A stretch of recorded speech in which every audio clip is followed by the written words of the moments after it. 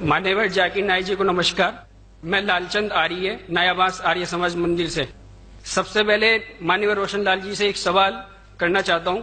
स्वामी दयानंद सरस्वती ने जो अपनी जीवनी में लिखे 7-8 प्रकाश में, उसमें श्री कृष्ण जी को योगी राज श्री कृष्ण का है, जबकि कि उनकी कोई बीवियां नहीं थी, एक के अलावा। उनका नाम था रुक्मणी और उनसे ही बच्चा पैदा हुआ था पदुम। इन्होंने एक इल्जाम लगाया आर्य जाति पे कि श्री कृष्ण जी की 11,000 पत्नियां थी। कृपया आप समाधान करें और इसका जवाब आप पूर्ण लें इनसे कि इन्होंने जो इल्जाम लगाया है क्या वो सही है या गलत है। जवाब के लिए इंशाल्लाह मैं हाजिर हूं। इधर सवाल मुझसे पूछा जाएगा इंशाल्लाह। शंकराचार्य अगर चाहते मैं जवाब के बाद इजाफा करना चाहते हैं मैं उन्हें दे दूंगा इंशाल्लाह। मैं भी तालिब इल्म हूं अल्हम्दुलिल्लाह, सिर्फ कुरान का नहीं, वेद का भी, महाभारत, रामायण इंशाल्लाह। पहले आपका सवाल दूंगा इंशाल्लाह, बाकी जो शंकराचार्य ने कहा उसका भी जवाब दूंगा। भाई साहब ने कहा कि जो मैंने इल्जाम लगाया कि कृष्ण के 16,000 से ज्यादा बीवी थी, वो इल्जाम ने वो आपके महाभारत में लिखा हुआ है। और कृष्ण की एक बीवी नहीं, 8 बीवियां थे। 8 बीवियां थे, उसमें से रुक्मणी थी। 8 बीवियां थी। उसके बाद 16,100 जब जंग के हालत के अंदर उनने 16,100 से शादी की। ये लिखा है महाभारत के अंदर अनुशासन पर्व में। मैं आपको हवाला दे रहा हूं। किसी भी धर्म में, किसी भी मजहब में जब आप तकरीर करते हैं, जवाब देते, उसका हवाला होना चाहिए किताब से। मैं कहता हूं या कोई स्वामी कहते या शंकराचार्य कहते, उसकी वैल्यू 0 है। मैं कुछ कहता हूं इस्लाम में, उसकी वैल्यू 0 है। मैं हवाला दूंगा कुरान और सही हदीस का। तो मेरे तकरीर में जितनी भी मैंने बात इस्लाम के मुतालिक की, उसका हवाला दी। चैप्टर नंबर सूरह माइदा, चैप्टर नंबर 5 वर्स नंबर 1, या सही बुखारी वॉल्यूम नंबर 4 हदीस 46। तो ये जो हवाला मैं दे रहा हूं, ये महाभारत में लिखा हुआ है अनुशासन पर्व में कि श्री कृष्ण ने 16,100 एक साथ में, 8 पहले थे, तो वो 8 को जुड़ के कुल मिला के होते हैं 16,108। तो 16,107 में उन्होंने की, वो जंग के हालत में जब कई लोग मारे गए, तो उस हालात में। तो ये इल्जाम नहीं, हकीकत है। अगर आप समझते ये गलत है तो आपको महाभारत में नहीं मानना चाहिए। और जो लोग ने अभी तकरीर किया, मैं तकरीर के बाद माशाअल्लाह जब शंकराचार्य ने कहा और शुरू किया, उन्होंने पूरी तकरीर में एक अरबी की आयत की तिलावत की, आयत या अरबी बोलें कलमे की तिलावत की, और एक संस्कृत की तिलावत की। और कई लोग ने जब उन्हें कहा ला इलाहा इल्लल्लाह मुहम्मद रसूलुल्लाह, जब उन्होंने कहा कलमे शहादत ला इलाहा इल्लल्लाह मुहम्मद रसूलुल्लाह, बहुत लोग ने यह समझा होगा कि जो कह रहे हैं शंकराचार्य वो मुसलमानों को बहलाने के लिए कह रहे होंगे। उनकी क्या नियत थी अल्लाह वालम, मैं नहीं जानता। मैं उनकी नियत के ऊपर शक नहीं कर सकता हूं। लेकिन क्योंकि मैं तालिब इल्म हूं इस्लाम और दिगर मज़ाहिब का, मेरे दिमाग में फौरन जो वो कह रहे थे कि ये एक कलमा वेद का निचोड़ है, पुराना का निचोड़ है, जो वो कह रहे थे, फौरन मेरे दिमाग में वो श्लोका याद आने लगे। और शंकराचार्य बिल्कुल सही कह रहे थे। उनकी नीयत क्या थी अल्लाह आलम, लेकिन वो बिल्कुल सही कह रहे थे कि अगर आप हिंदू मजहब की किताब पढ़ेंगे, उन्हें सही कहा कि हिंदू मजहब, ये नाम जो हिंदू है ये ब्रिटिशर्स ने दिया है, अंग्रेज लोग ने दिया। ये हिंदू लफ्ज जो है अंग्रेजों ने दिया है। सही नाम होना चाहिए वेदांती से सनातन धर्म। ये हिंदू जो नाम है ये हिंदुइज्म अंग्रेजों ने दिया। हिंदू नाम सबसे पहले पर्शियन लोग ने जब आए थे हिमालय के जरिए, और जो अरब लोग आए थे हिंदुस्तान में, उन्होंने नाम हिंदू दिया। और आप इंसाइक्लोपीडिया ब्रिटानिका में पढ़ेंगे वॉल्यूम नंबर 20 रेफरेंस नंबर 581, उसमें कहा गया है कि Hinduism is a group of beliefs for people living in India. तो हिंदुइज्म जो लफ्ज है ये अंग्रेजों ने दिया है। सही लफ्ज होना चाहिए सनातन धर्म। और बिल्कुल सही है कि सबसे ऊंची किताब हिंदुइज्म में वेद और उपनिषद पुराना।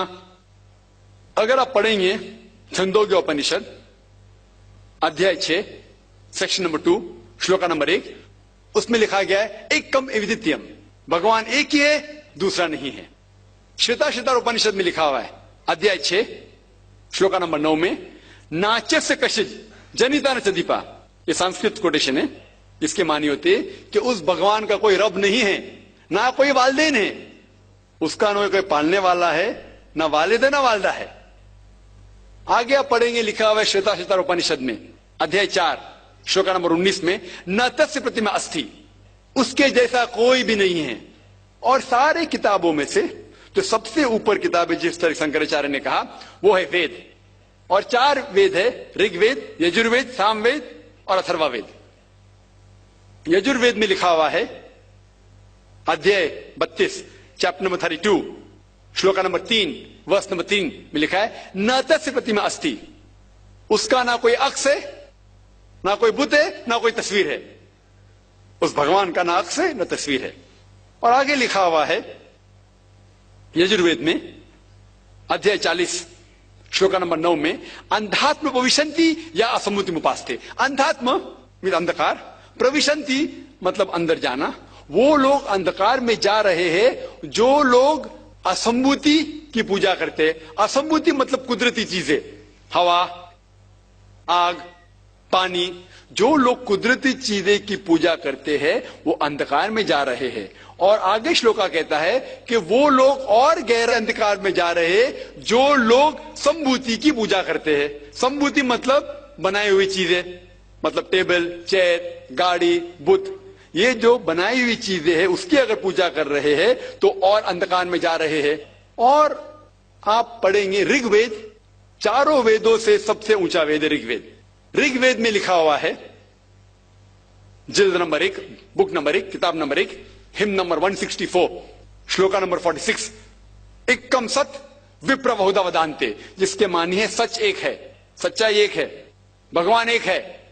और संत लोग भगवान को मुख्तलिफ नामों से पुकारते हैं, लेकिन भगवान एक है। और जो उनने संस्कृत में श्लोक पढ़ी वो आदि श्लोक थी, पूरी श्लोक में पढ़ूंगा इंशाअल्लाह। वो श्लोक जो उन्हें पढ़ी वो ब्रह्म सूत्र है, हिंदुइज्म के ब्रह्म सूत्र है। एकम ब्राह्म द्वितीया नास्ते, आदि पढ़ी, पूरी है। एकम ब्राह्म द्वितीया नास्ते, नहना नास्ते नास्ते किंचन। जिसके मानिए भगवान एक ही है, दूसरा नहीं है, नहीं है, नहीं है, जरा भी नहीं है।